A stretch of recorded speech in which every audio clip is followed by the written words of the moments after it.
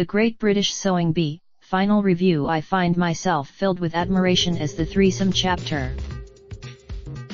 Editors note the opinions in this article are the author's, as published by our content partner, and do not represent the views of MSN or Microsoft.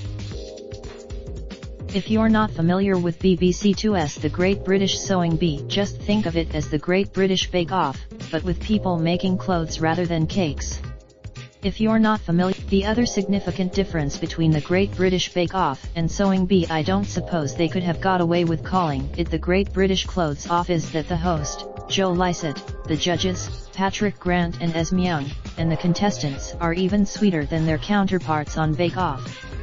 I'd like to imagine Juliet, Ricardo, and Leah are the surviving finalists after some 6 weeks of knockout frocking and shocking, and very stylish they are too.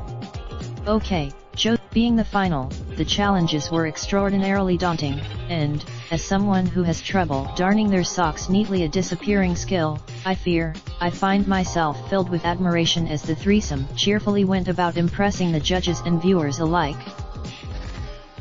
Congratulations to Juliet, winner of the Great Britain. They are invited to craft a traditional, fully lined shawl-collared double-breasted waistcoat from a pattern, a garment that might look at home on a camp snooker player, as Joe remarks.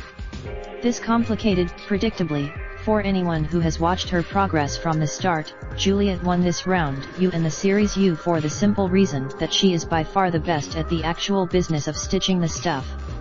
It was especially, though Juliet was clearly the favorite, there was tension, as each of the three won a round.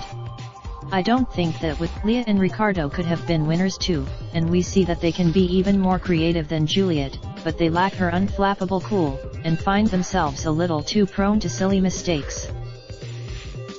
Ricardo does open his scissors and shows his class when he manages to make a jellyfish-themed gown from some old net curtains, an oblique protest about climate change, you see. He even bypassed. Leah was just too scatty. She cannot believe. I wonder, though, the friendly atmosphere is being taken a little too far.